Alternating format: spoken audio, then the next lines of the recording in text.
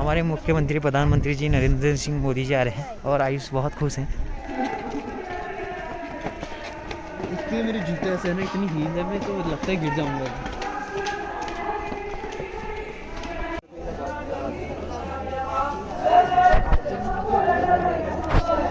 चल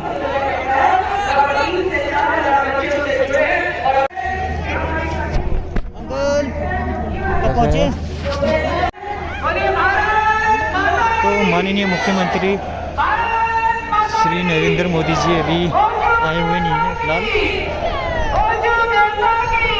और उनके आने के स्वागत में काफ़ी लोग खड़े हैं यहाँ पे।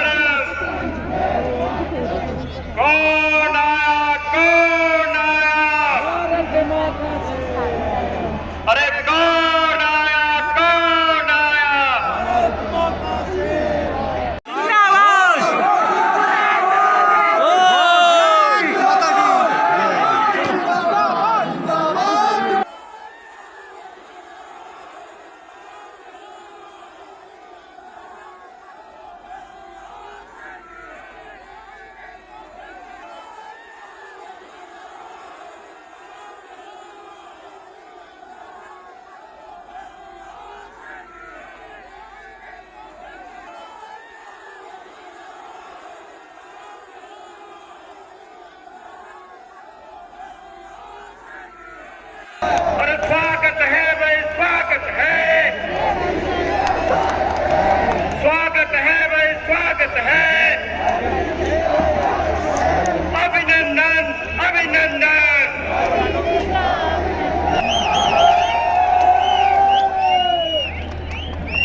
देवभूमि के देवतुल्य भाइयों और बहनों, कभी कभी होती है,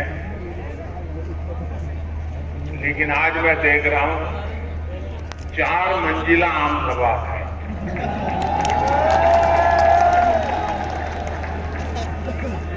शायद कोई कोना ऐसा नहीं है कि जहां अल्मोड़ा और इस पूरे कुमाऊं के साथ तो मेरी कितनी ही यादें जुड़ी। मैं रामेश्वर महादेव और ग्वाल देवता समेत इस पुण्य क्षेत्र में विराजमान सभी देवभूमि उत्तराखंड का मानस खंड में रूनी, मेराम, बड़बिहारियों, दास, दीदी, बहने, बोले इनका नमस्कार। मैं अल्मोड़ा, चंपावत, बागेश्वर और पिथौरागढ़ के सभी मतदाता साथियों का भी अभिनंदन करता हूं। साथियों, इस चुनाव के दौरान इलेक्शन कमीशन की कुछ मर्यादाओं के कारण मैं रूबरू जाकर के मतदाताओं के दर्शन नहीं कर पाया था, लेकिन जब इलेक्शन कमीशन ने कुछ रिलैक्सेशन घोषित किया, अल्मोड़ा आया। आज कल जो मैंने 3 राज्यों में जो माहौल देखा है, जो उत्साह देखा है, भाजपा के प्रति जो प्यार देखा है, ये अभूतपूर्व था, अभूतपूर्व।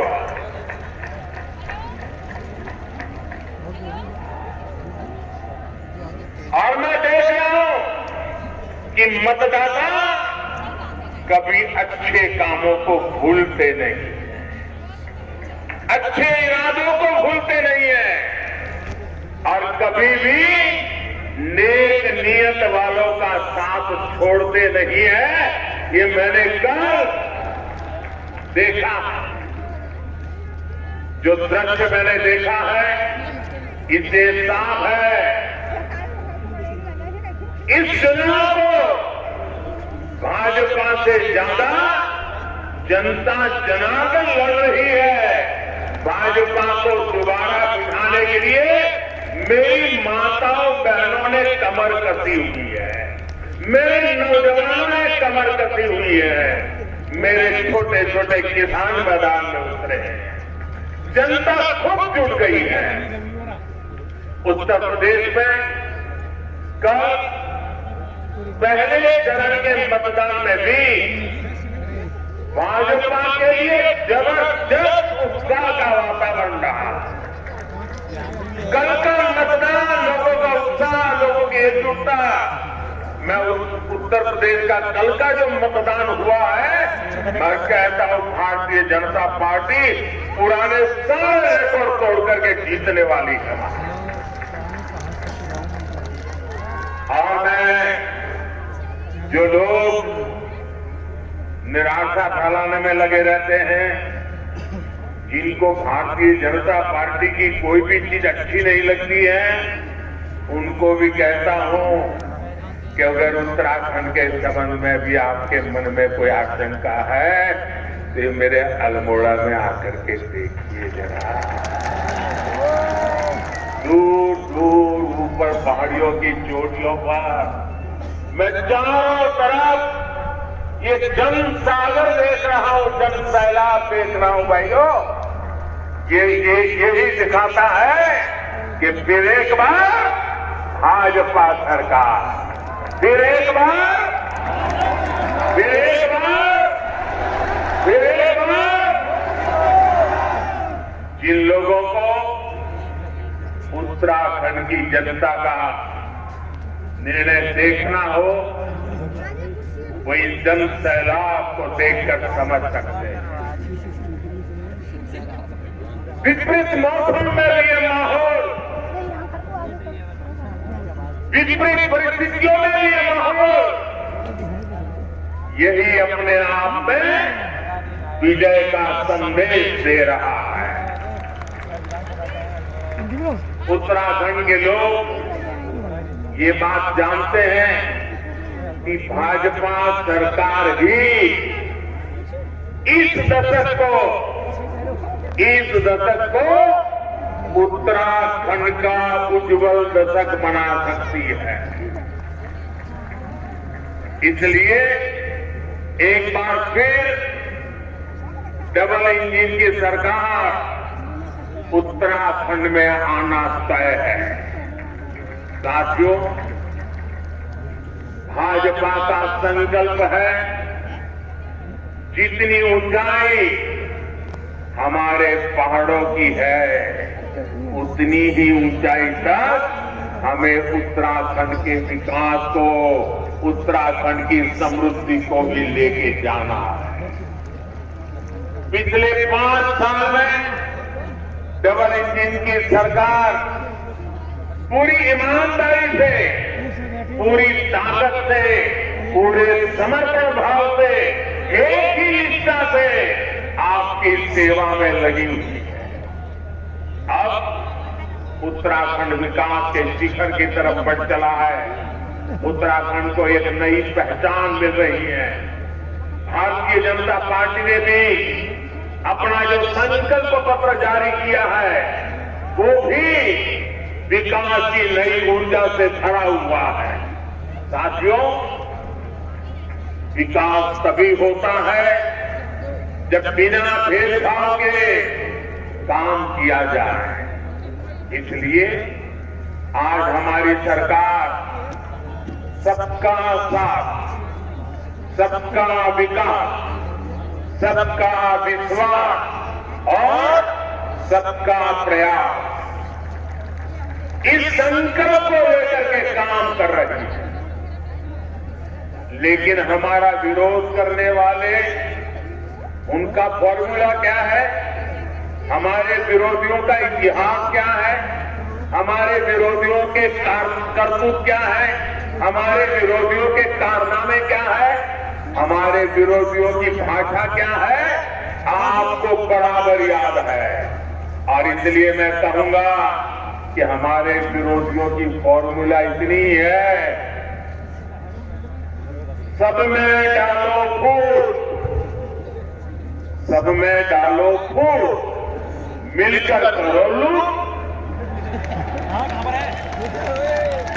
सब में डालो मिलकर करो, सब में डालो मिलकर करो। उत्तराखंड ही नहीं, पूरे देश में कांग्रेस की नीति रही है, सब में डालो मिलकर करो। ये देश में जात पात मत मजहब भाषा राज्य के नाम पर फूट डालते हैं और राज्यों में जाकर के इलाकों में खेतों में फूट डालते हैं। पहाड़ी है, तराई है, इस इलाके के हैं, उस इलाके हैं। उत्तराखंड से ज्यादा इस साजिश का शिकार और कौन हुआ होगा? इन्होंने हमेशा कुमाऊं और गढ़वाल की लड़ाई करवाने की कोशिश की ताकि ये दोनों जगह को लूट सके, जबकि डबल इंजन की सरकार ने दोनों जगह के लिए डबल काम करने की कोशिश की है। चाहे तराई का क्षेत्र हो, चाहे पहाड़ी क्षेत्र, चाहे कुमाऊं हो, चाहे गढ़वाल हो, हमारे लिए तो पूरा उत्तराखंड देवभूमि है। यहाँ का एक एक बच्चा हमारे लिए देवतुल्य है। हमारी यहाँ की माता है, हमें आशीर्वाद देती रहती है। हमने केदारखंड में केदारनाथ को विकास की नई ऊंचाई दी है, तो साथ ही मानव खंड के विकास के लिए भी अपनी पूरी ताकत झोंक दी है। अगले 5 सालों में ये मैं जो कह रहा हूं उत्तराखंड का दशक है, ये मौका जाने मत दीजिए। अगले 5 साल में मानव खंड टूरिज्म सर्किट डबल इंजन सरकार की बड़ी प्राथमिकता रहने वाला है। अभी कुछ समय पहले ही मुझे हल्द्वानी में कुमाऊं के लिए 17,000 करोड़ रुपए से ज्यादा के विकास कार्यों के शिलान्यास और लोकार्पण का सौभाग्य मिला था। 17,000 करोड़ रुपए, और ये सिर्फ घोषणा नहीं, जमीन पर उतारने वाली बात मैं बता रहा हूं। ये विकास कार्य पूरे पर्यटन और रोजगार की असीम संभावनाएं लेकर आएंगे।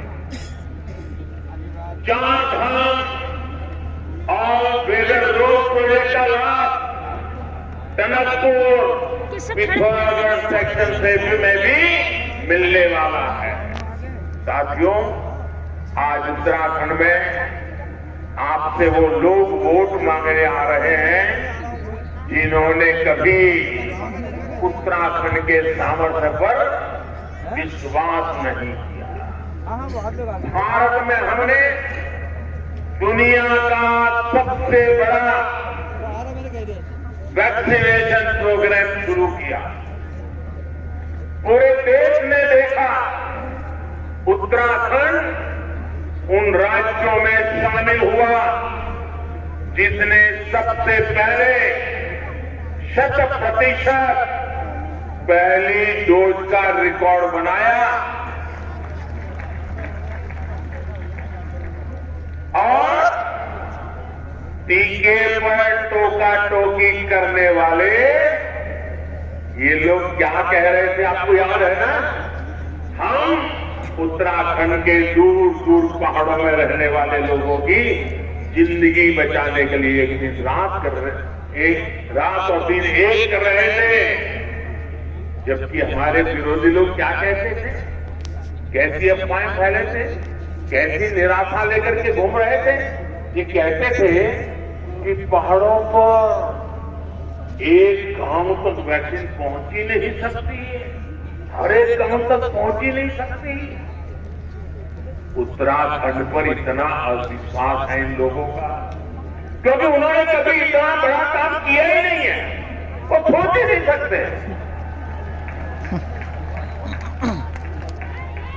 जबकि भाजपा सरकार उत्तराखंड के लोगों को कोरोना से बचाने के लिए दिन रात मेहनत करती रही।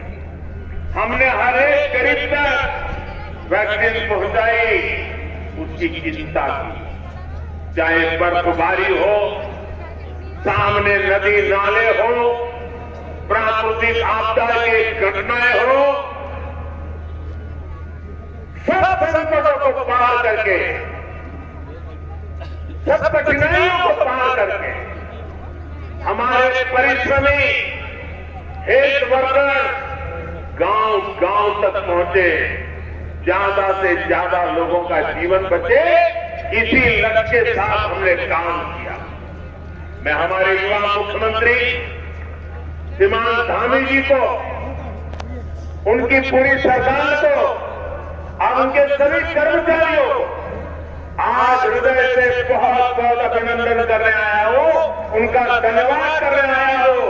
उन्होंने उत्तराखंड के नागरिकों की जान बचाने के लिए अपने जीवन की परवाह नहीं की। दूर दूर पहाड़ चढ़ करके भी उन्होंने वैक्सीनेशन का काम पूरा किया। ये छोटा काम नहीं है दोस्तों। पहले हमारे देश में एक एक वैक्सीन को लगाते लगाते 40-40 साल लग जाते थे। साथियों, यही लोग कहते थे कि पहाड़ों पर सड़कें बनाना आसान नहीं है, इसलिए यहां तो ऐसे ही चलना पड़ता है।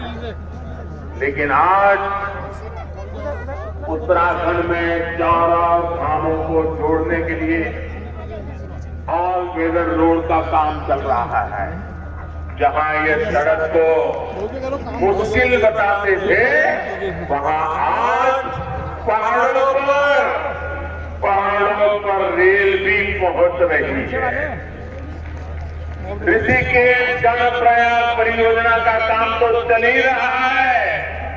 टनकपुर बागेश्वर रेल लाइन का सपना भी आने वाले समय में जरूर साकार होगा और हम ही पूरा करेंगे।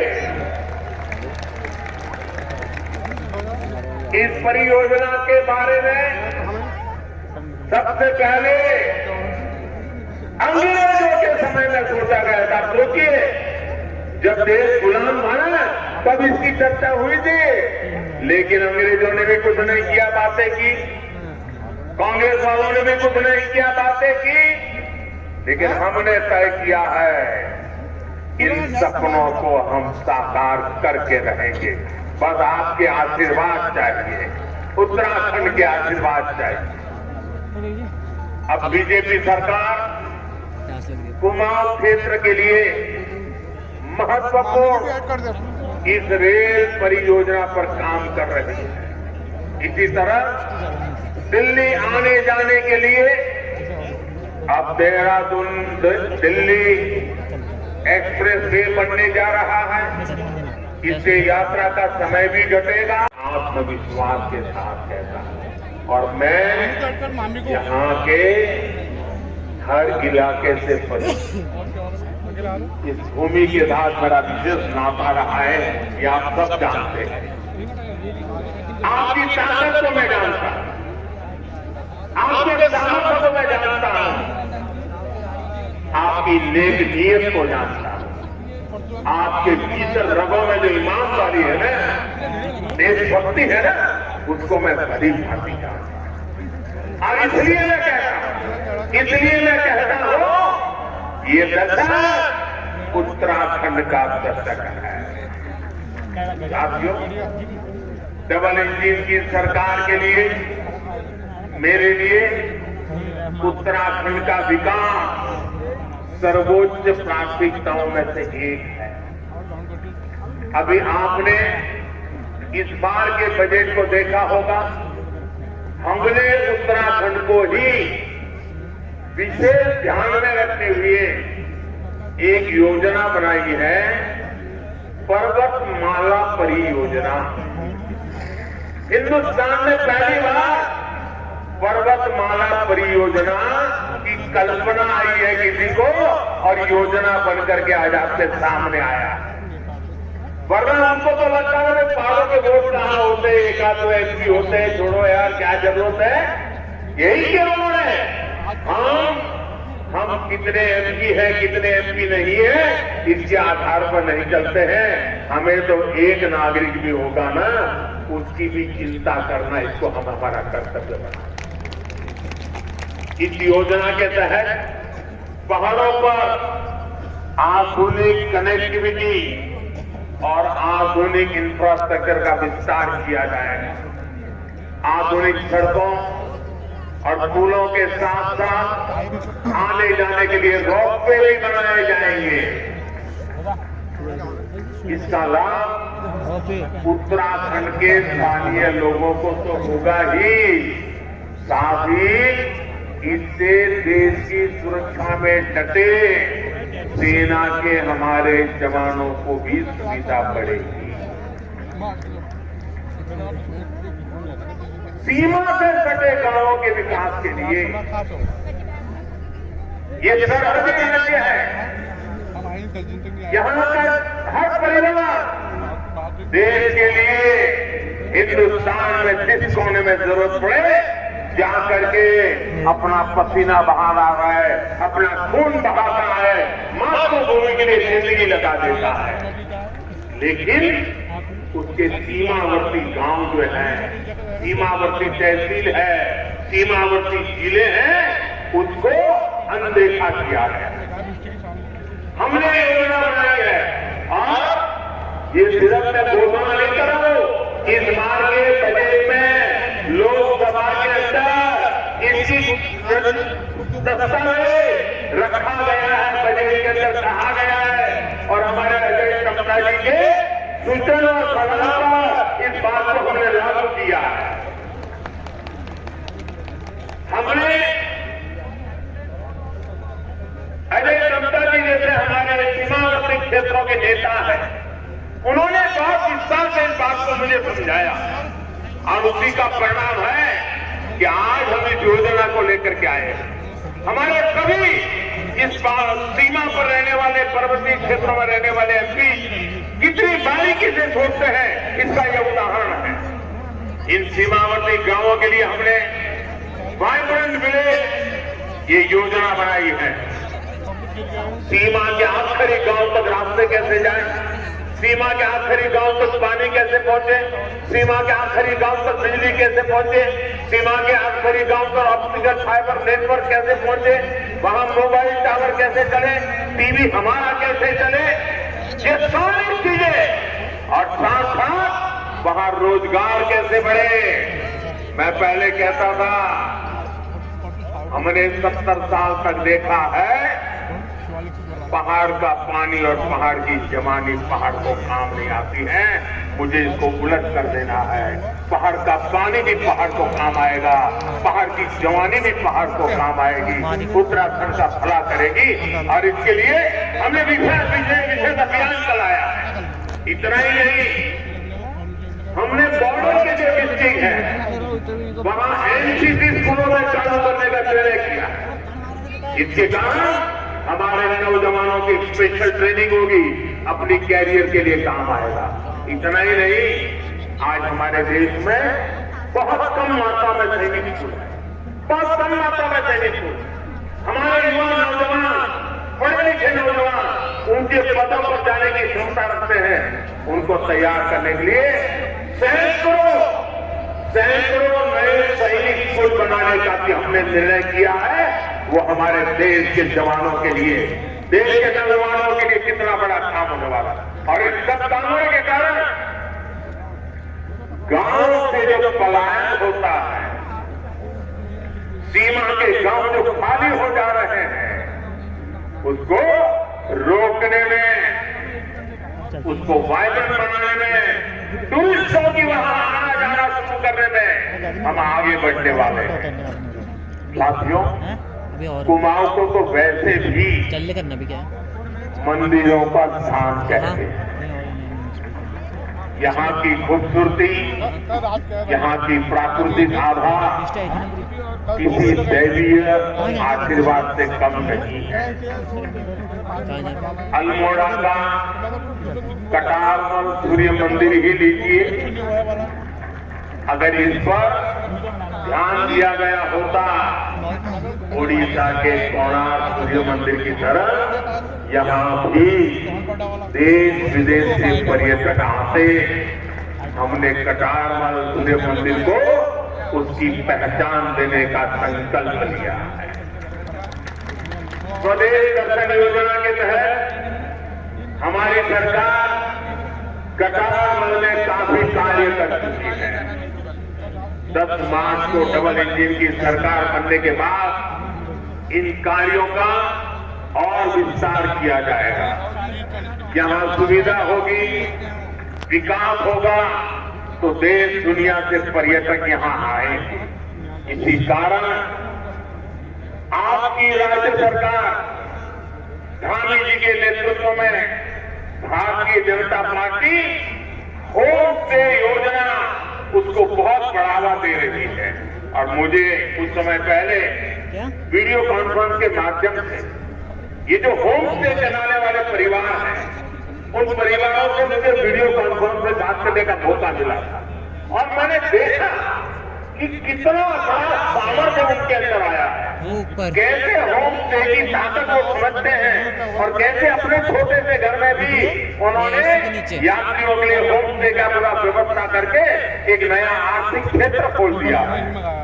कॉल काट दिया। होम स्टे पर्यटन कॉल काट दिया और रोजगार के क्षेत्र में एक बहुत बड़ा उभरता हुआ व्यवसाय दूसरा को है। नहीं बताना। और ये होम स्टे में सबसे ज्यादा सम्मान, सबसे ज्यादा कौशल्य हमारी माताओं बहनों का लगने वाला है।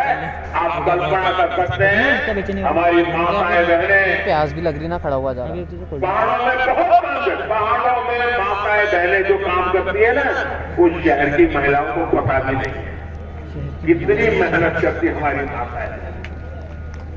10 मार्च के बाद धामी जी की सरकार यहाँ के पर्यटन को बढ़ाने के लिए और तेजी से काम करेगी।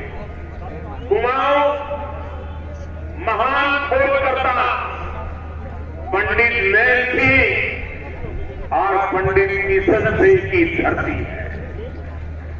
उनकी विरासत को भी पूरे सम्मान के साथ आगे बढ़ाया जाएगा। साथियों, उत्तराखंड के लिए एक तरह से इस चुनाव का एक और महत्व है। आपको तय करना है इतने सालों तक उत्तराखंड के नौजवानों में लोग कहां जाए, किस राज्य में जाएंगे तो वहां ठीक से बस पाएंगे, किस जगह पे जाएंगे तो कहीं रोजी रोटी मिल जाएगी। यानी जो पर्यटन, प्रगति, प्रकृति और रोजगार के लिए काम कर रही है, दूसरी ओर वो पुरानी मानसिकता है जिसने दशकों तक उत्तराखंड में पलायन के हालात पैदा किए। यहां पर्यावरण को नुकसान पहुंचता रहा। वो लोग पहाड़ों के संसाधनों का शोषण करते रहे। यहाँ गरीबों के पास रहने के लिए घर नहीं थे, पीने को पानी नहीं था, इलाज की सुविधा नहीं थी। आपको ये विश्वास दे रहा है साथियों, पहाड़ के जल स्रोतों को बचाने के लिए पर्यावरण के लिए भी कई मोर्चों पर काम चल रहा है। कितनी ही पंपिंग परियोजनाएं दशकों से लटकी पड़ी थी, जिन्हें 2017 के बाद हमारी राज्य सरकार ने धरातल पर उतारा। इस काम में सरकार की आस्था जुड़ी है। उत्तराखंड में नदियों को बचाने के लिए बसंती देवी जी ने जो काम किया है, बसंती देवी जी के इस काम को पूरे हिंदुस्तान को गौरव हो ऐसा काम किया है। और इसलिए इस बार जब पद्म पुरस्कार दिए तो हमारे उत्तराखंड के बसंती देवी जी जैसे व्यक्तित्व को हमारी सरकार ने हाल में ही पद्म पुरस्कार से सम्मानित किया गया है। भाइयों बहनों, इस साल केंद्र सरकार ने 80 लाख नए पक्के घर बनाने का लक्ष्य तय किया। उत्तराखंड में जिन गरीबों को पक्के घर मिलने रह गए हैं, हमारा काम चल रहा है। हजारों परिवारों को पक्के घर मिले हैं, लेकिन हमें अभी भी काम हमने बंद नहीं किया है। खोज करके जिसको भी अभी पक्का घर नहीं मिला है, मुझे उसको भी पक्का घर देना है। और मेरे जो सपना है उस पूरा करने में मुझे धामी सरकार कंधे से कंधा मिलाकर के मदद कर रही। गरीबों को पक्का घर देने के लिए उत्तराखंड की भाजपा की सरकार पूरी तरह मेरी इस योजना को सफल करने के लिए काम में लगी है। इसलिए मैं धामी सरकार का अभिनंदन करता हूं और मुझे खुशी है कि मैं उत्तराखंड के गरीबों को इस खंड में गुजारा करने वाले मेरे गरीबों को पक्का घर देने का और उनके आशीर्वाद प्राप्त करने का मेरे नसीब हुआ है। भाइयों बहनों, पहले की सरकारों को कुछ भी करते थे तो बदले में क्या मांगते थे? कुछ न कुछ कटकी मांगते थे।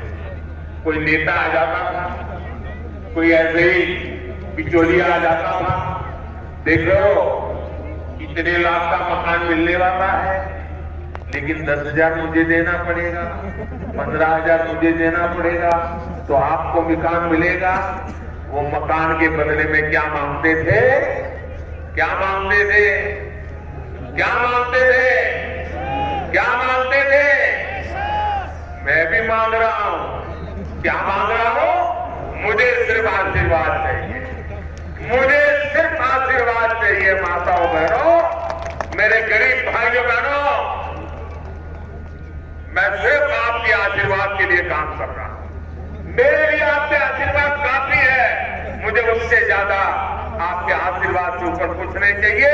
और जब आप कमल पे जाकर के बटन दबाते हैं तो उस आशीर्वाद की ताकत भी बहुत बढ़ जाती है। और आप तो देखिए हमारे यहां, देखिए यहां कमल है, यहां कमल है और यहां ब्रह्म कमल है। कमल और ब्रह्म कमल का नाता देखो। और इसलिए डबल इंजन की सरकार गरीब का दर्द समझती है, उसकी दिक्कतों को दूर करने के लिए दिन रात काम कर रही है। कोरोना संकट के समय में हमारी सरकार ने प्रधानमंत्री गरीब कल्याण योजना के जरिए मुफ्त राशन की जिम्मेदारी भी निभाई है, क्योंकि शहरों से लोग फिर अपने गांव चले आए,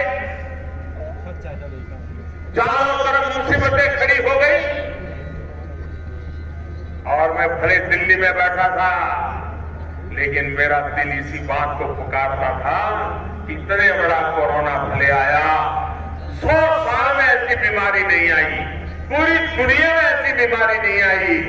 लोगों की जिंदगी भी मुझे बचानी है और लेकिन ये भी देखना है कि गरीब के घर में भी चूल्हा जलता रहना चाहिए, कोई बच्चा भूखा न मरे, किसी माँ को आंसू न बहाने पड़े, घर में खाने की दिक्कत न हो।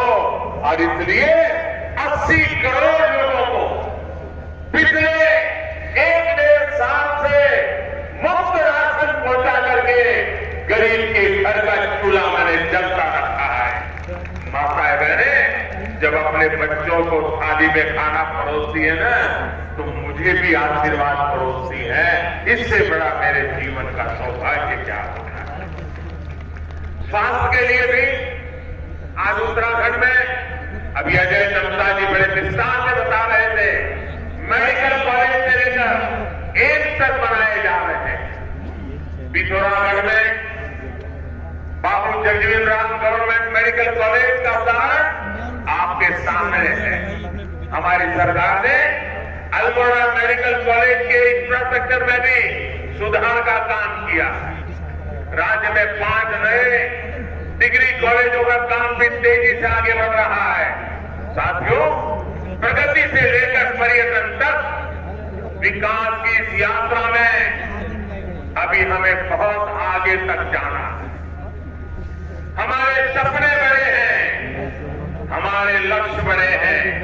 इस पर हमें किसी भी हालत में वो पुराने वाली ब्रेक को वापस नहीं आने देना है। अगर वो आए तो समझ लीजिए ब्रेक लग गई। और क्योंकि मैंने देखा है ऋषिकेश कर्णप्रयाग रेल लाइन की बात दशकों पहले हुई, लेकिन 2014 तक इसको कोई पूछने वाला नहीं था। आपने जब मुझे 2014 में सेवा करने का सौभाग्य दिया तो हमने तेज गति से काम शुरू किया। और 2017 में जब यहां डबल इंजन की सरकार आई, तब तो मेरा काम करने का हौसला भी बुलंद हो गया, काम करने की गति भी बढ़ गई। और जो सोचते थे कभी पहाड़ों में रेल आएगी नहीं, आप देखना, आपकी आंखों के सामने देखोगे पहाड़ों में एक रेल नहीं, अनेक रेल आने वाली है। इस क्षेत्र में भी आने वाली है। भाइयों बहनों, इस बार फिर लटकाने वाले लोग जनता को भटकाने के लिए फिर से बड़े बड़े वायदे कर रहे हैं, लेकिन बाबा नीम करौली के आशीर्वाद से उत्तराखंड के लोग इनकी सच्चाई समझते हैं। आप याद रखिए, इन्हें एक ही काम आता है, भ्रष्टाचार। बीजेपी की सरकार में ईमानदारी से विकास के काम हो रहे हैं। गरीबों के लिए चलने वाली योजनाओं का पैसा सीधे उनके खाते में जाता है। इनकी जेब नहीं भरेगी तो ये सड़क, बिजली, रेल का काम होने देंगे क्या? मुझे बताइए, काम करने देंगे क्या? रोक देंगे या नहीं रोक देंगे? आज जो काम कर रहे हैं, आपको लाभ हो रहा है, उस पर रोक अटकाएंगे कि नहीं अटकाएंगे? क्या आप आपका बुरा चाहेंगे क्या? क्या उत्तराखंड के लोग अपना बुरा चाहेंगे क्या? आप अपना भला चाहते हैं नहीं तो बुरा करने वालों को आने देंगे क्या? तो भला करने वालों को काम दे करके, ज्यादा से ज्यादा वोट दे करके फिर भामी की सरकार बनानी है। मेरे भाइयों बहनों, बिना कराने के ये गरीबों को घर, मकान, बिजली, पानी और किसान सम्मान निधि कभी भी नहीं पहुंचने देंगे। इनकी हिस्ट्री रही है, ये कभी ये काम नहीं होने देंगे। साथियों, ये लोग न उत्तराखंड की संस्कृति को जानते हैं, न यहाँ के पहाड़ों को। चुनाव में ये उत्तराखंडीय जो है ना, हमारी स्पिरिट ऑफ उत्तराखंड, इसकी बात तो कर रहे हैं, लेकिन इनकी पार्टी क्या कह रही है? मैं हैरान हूं। ये लोग सोचते हैं उत्तराखंड की वीर माताएं, यहाँ के वीर बेटे बेटियां, इनकी भाषा से मेरे मन में सवाल आता है। मुझे उत्तराखंड के लोग जरा जोरों से बताइए, क्या आप डरते हैं क्या? आप कभी डरते हैं क्या? आप किसी से भी डरते हैं क्या? किसी भी संकट से डरते हैं क्या? आपके बेटे जो सीमा पर देश की रक्षा करते हैं वो दुश्मन की गोली से भी डरते हैं क्या? अब देखिए कुछ लोग बोल रहे हैं, आपको आकर के सलाह दे रहे, डरो मत डरो मत। अरे डरना शब्द भी सुना है क्या कभी आपने? अरे डराने वालों को डराने की ताकत मेरे उत्तर प्रदेश के 2-2 साल के बच्चों में रहती है। क्या बात करते हैं? इन्हें इतना भी नहीं पता डरना उत्तराखंड के खून में ही नहीं है। यही है उत्तराखंड और यही है उत्तराखंडियत को लेकर हमारी समझ और उनकी समझ है। आकर के समझावे आपको तो, अरे उत्तराखंड जी कभी डरना नहीं, अरे मुसीबतों में भी डरना नहीं है। जिस उत्तराखंड के हर घर से सेना के वीर जवान निकलते हैं, जिस उत्तराखंड की संतानें दुश्मन की गोली और तोपों के सामने नहीं डरते, उनके नाम के आगे ये लोग डर जोड़ रहे हैं। मैं कांग्रेस के लोगों से कहूंगा, उत्तराखंड से जुड़ाव नहीं है, आप उत्तराखंड की जमीन से जुड़े नहीं है, आप उत्तराखंड को जानते नहीं है, ये तो हमें पता चलता है। इसका तो पूरे उत्तराखंड को अनुभव भी है, लेकिन कम से कम उत्तराखंड के बारे में जरा कुछ पढ़ लिख करके आया करो, कुछ जरा समझ करके आया करो।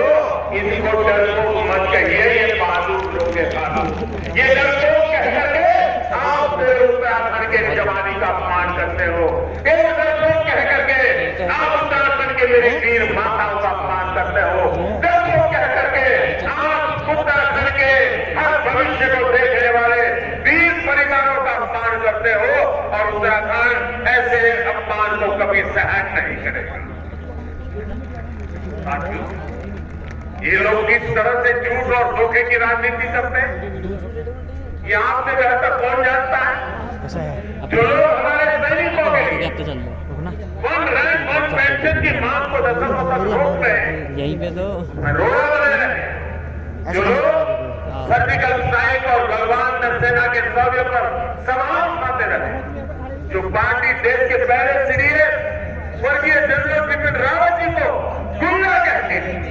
अरे कोई फौजी को कुछ भी कहोगे, अरे फौजी 40 साल पहले रिटायर हुआ होगा तब भी वो खड़ा हो जाएगा अगर फौजी का अपमान किया तो।